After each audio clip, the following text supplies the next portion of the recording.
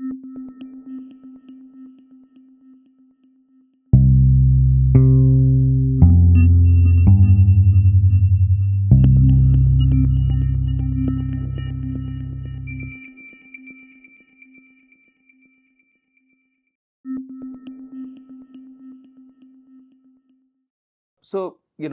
like many of us go through school, we tend to, elementary school be taught about history, which is like 1,000, 2,000 years old, but, there's not a lot of contemporary history that gets taught in school. So, naturally, as a student of economics, and later as a practitioner, I was very curious to know why are things the way they are.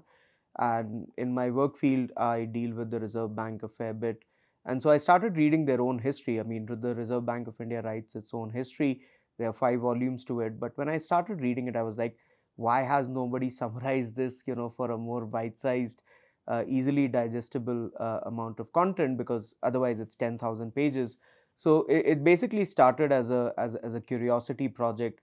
But then when I spoke to a lot of people who were, say, ex-RBI, including governors, deputy governors, they said it's a good idea to, kind of bring it into a way where, common folk and people who are not necessarily practitioners in the field can also understand what the institution is all about.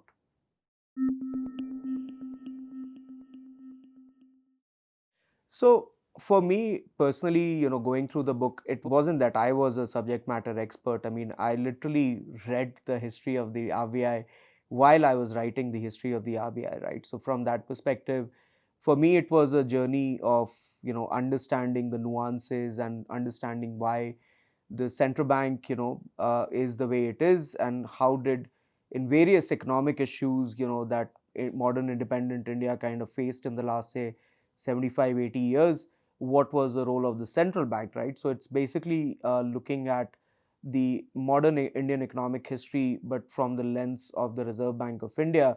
That is what I hope, the reader basically gets, is that, they are sort of seeing things, kind of unfolding, and economic events unfolding from the lens of the Reserve Bank.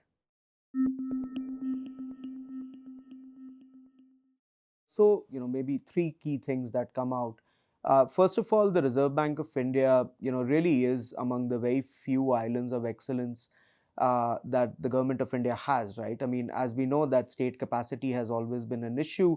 Now, the Reserve Bank itself is older than modern independent India. It was set up in the mid 1930s, and it was initially set up as a way for the British, the colonial British power, to kind of control the monetary policy and monetary conditions in India.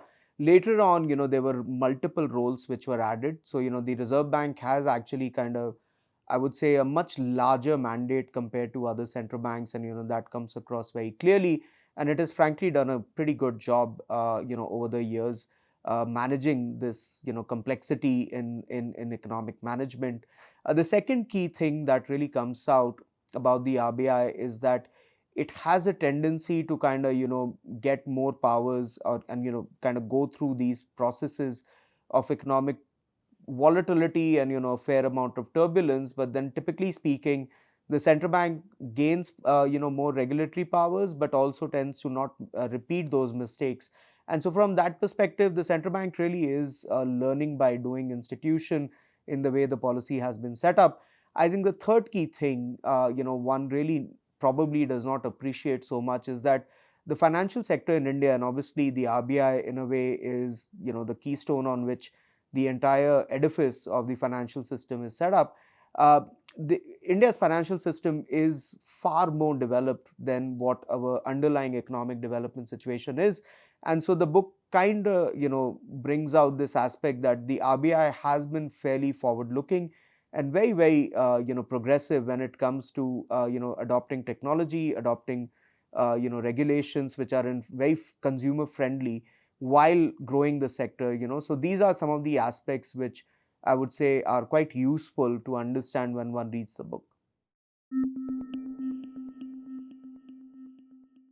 So it matters with why it mattered to me, when I started to kind of read about the RBI and read about and start writing about it, essentially because as young kids, we don't get taught a lot about a modern Indian economic history.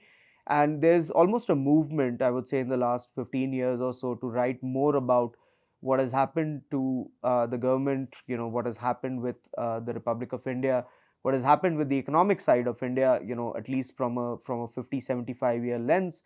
And there, I would say, the central bank really is a key figure, right, to understand economic policy and understand monetary policy and understand exchange rate policy. And these are very, very critical things which affect us on almost a daily basis. And so, for any young person who's interested in understanding why India's economic system is the way it is, they should have a genuine curiosity to learn about the monetary system and the institution which largely drives it. And so, it's a very useful reference point for people to understand modern economic history in India, but from the lens of Min Street.